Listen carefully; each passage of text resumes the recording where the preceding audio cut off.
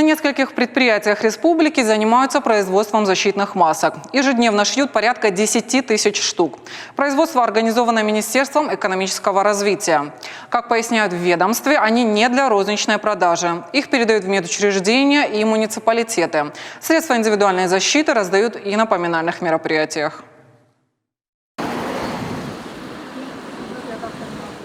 Отдать последний долг покойному и выразить соболезнование близким – старинный остинский обряд. Люди в Осетии никогда не были одиноки в горе. Поэтому сейчас, в условиях пандемии, сложно сократить число людей. В Ардоне, чтобы хоть как-то обезопасить участников процессии, раздают индивидуальные средства защиты.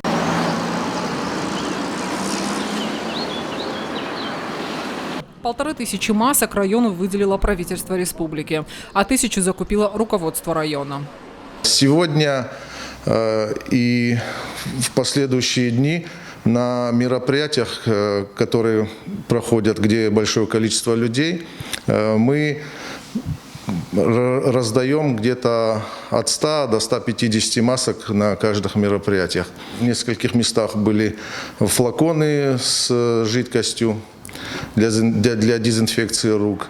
Будем изыскивать возможности и средства для того, чтобы дополнительно приобрести, закупить, и пока продолжим эту работу. Ответственность проявляют и сами жители. Не прийти на панихиду не могут, поэтому обязательно надевают маски, берут дезинфицирующие средства и по возможности стараются соблюдать дистанцию.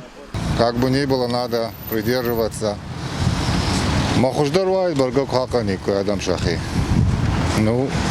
Другого варианта нету. И на похороны надо, и беречь надо.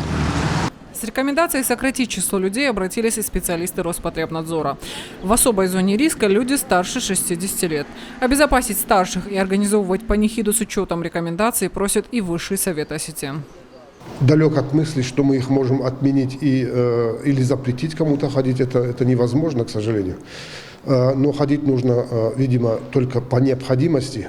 Другое дело, как уберечь себя на этих похоронах. Я говорю, держите дистанцию, не садитесь, не обнимайтесь, не пожимайте друг другу руки, тем более, что это нету этого в осетинской традиции. Хочу сказать, обратиться к женщинам. Пожалуйста, прекратите обнимать Жанджента. То, что мы видим везде и всюду, и мне бывает очень не по себе. Во все времена, в любой ситуации наши предки проявляли мудрость, принимали взвешенные решения.